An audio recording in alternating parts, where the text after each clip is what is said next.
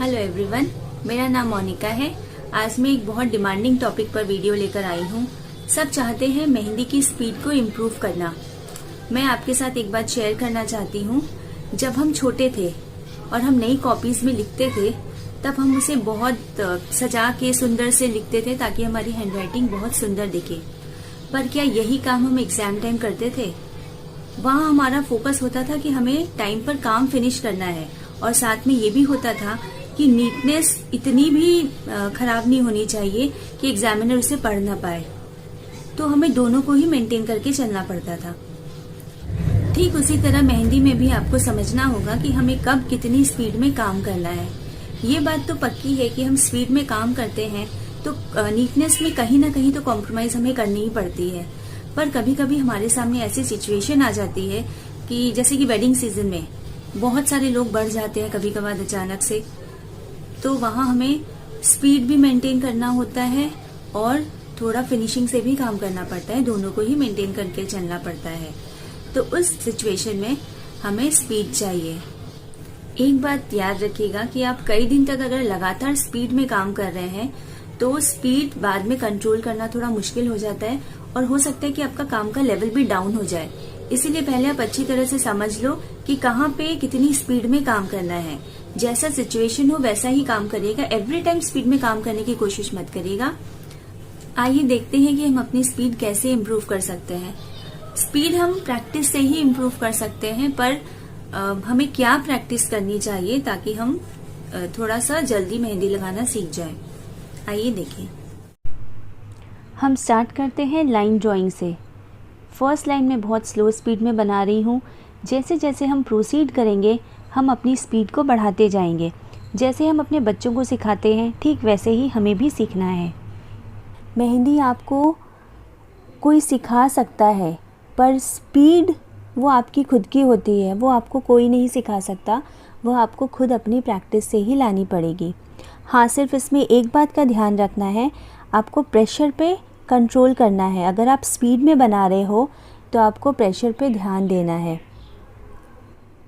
अगर आपका प्रेशर कम होगा तो लकीर बीच से टूट जाएगी, और अगर प्रेशर ज़्यादा होगा तो वो जिगजैग लाइन बन जाएगा। इसीलिए प्रेशर को कंट्रोल करते हुए अपनी स्पीड को बढ़ाएं। जो हमारा सेकंड एलिमेंट है वो एक बहुत ही इम्पॉर्टेंट एलिमेंट है, और वो है फ्रिल्स। फ्रिल एक ऐसा एलिमेंट है जिसे हम स्पीड में ड्रॉ कर सकते हैं और वो इंट्रिकेट लुक भी देता है। यह मैं आपको स्लो में दिखा रही हूँ।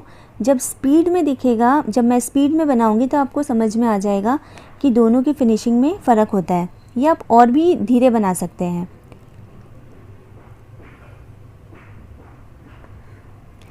मैंने बहुत सारे आर्टिस्ट के बारे में सुना है कि वो बहुत जल्दी बहुत स्पीड में मेहंदी लगाते हैं, और जब मैंने उनकी मेहंदी डिज़ाइन देखी तो उसमें मैक्सिमम फ्रिल्स का काम होता है। फ्रिल्स बहुत स्पीड में आप बना सकते हो और वो बनने के बाद इंट्रिकेट लुक देता है। फ्रिल्स बनाते वक्त अगर आप सरफेस को टच करके बनाओ तो वो बहुत जल्दी बनता है और बहुत इंट्रिकेट लुक देता है। एक बहुत इम्पॉर्टेंट बात कि फ्रिल्स बनाते वक्त आपको कोन पर प्रेशर बहुत ज़्यादा नहीं देना है, वरना आपकी फ्रिल्स बहुत मोटी मोटी बनेगी।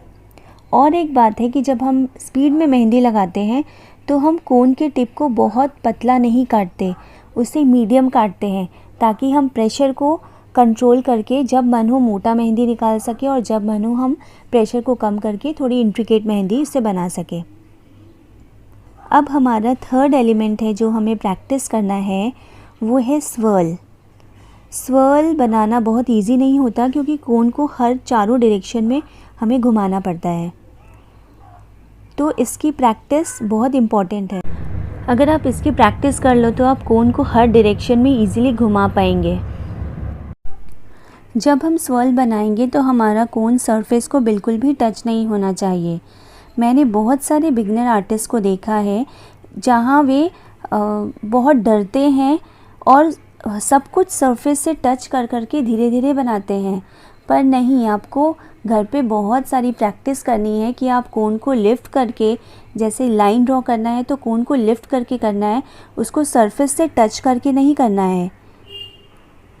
ये देखिए, मैं अब वर्टिकल लाइंस बना रही हूँ।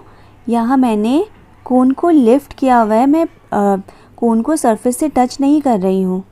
जब हमें बहुत इंट्रिकेट लुक किसी चीज़ को देना होता है या रफ स्केचिंग करनी होती है, तभी हम सिर्फ सरफेस को टच करके ड्राइंग बनाते हैं। आज का वीडियो मैंने नॉर्मल स्पीड में ही बनाया है ताकि आपको समझने में आसानी हो। हम एक बार फिर स्वर्ल को बनाते हैं। देखिए, जहाँ पे प्रेशर कम हो रहा है वहाँ पे लकीर टूट जा रही है, इसीलिए प्रेशर पर ध्यान देना बहुत ज़रूरी है। आप प्रैक्टिस करते जाइएगा जब तक कि आपकी स्पीड इम्प्रूव ना हो। कई बार काम हमें इसलिए भी नहीं मिलता क्योंकि हमारी स्पीड बहुत कम होती है। आजकल लोगों के पास वक्त बहुत कम है और बहुत से लोग दर्द की वजह से ज़्यादा देर बैठ नहीं पाते। इसलिए स्पीड स्लो है तो आपको डेफिनेटली इसे ट्राई करना चाहिए। अब हम अपने फोर्थ एलिमेंट को ट्राई करेंगे, जो कि है गल्फ लीफ, जो कि आजकल बहुत ज़्यादा पॉपुलर है। इसे भी बनाना उतना इजी नहीं होता, but practice makes everything possible. अगर आपको गल्फ लीफ बनाना नहीं आता तो पहले आपको इसे बनाना सीखना होगा, उसके बाद ही आप स्पीड की सोच सकते हैं। गल्फ का कोई भी डिज़ाइन बनाने के लिए प्रेशर पर बहुत अच्छा कंट्रोल होना चाहिए, तभी हम वो डिज़ाइन प्रॉपर बना सकते हैं। हम छोटे बड़े हर तरह की लीफ की प्रैक्टिस कर सकते हैं जिससे कि वो जल्दी जल्दी बने। हो सकता है कि कुछ 2-1 लीव्स जल्दी बनाने में बिगड़ जाए, पर बहुत सारे लीव्स में वो 1-2 लीव्स दिखाई नहीं देते।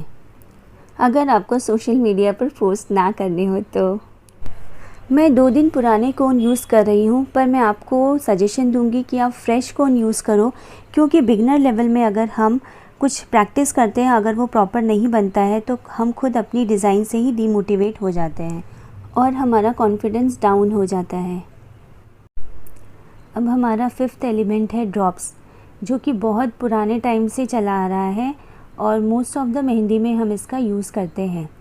ड्रॉप्स छोटे बड़े आप हर तरह की प्रैक्टिस करिएगा ताकि आप सबको अच्छे से बना सकें। और फिनिशिंग में थोड़ा बहुत तो कॉम्प्रोमाइज़ होगा ही, पर इतना ज़्यादा भी मत करिएगा कि वो डिज़ाइन देखने में बिल्कुल अच्छी ना लगे। हमारा 6th एंड फाइनल एलिमेंट है डॉट्स, जिसे बनाने के लिए हम कोन को एक ही जगह पर रखकर प्रेशर देते हैं और हमारा डॉट्स बन जाता है। इसे भी आप स्पीड में ही प्रैक्टिस करने की कोशिश करिए। ये देखिए, मैंने स्पीड बढ़ाया नहीं है, मैं ओरिजिनल स्पीड ही रखकर आपको दिखा रही हूँ हम किस तरह जल्दी जल्दी ड्रॉप्स बना सकते हैं। आप मेरी वीडियो से कंपेयर भी कर सकते हैं अपने स्पीड की। अगर आप इतना एलिमेंट्स भी प्रैक्टिस कर लो तो 100% आपकी स्पीड इंक्रीज़ हो ही जाएगी।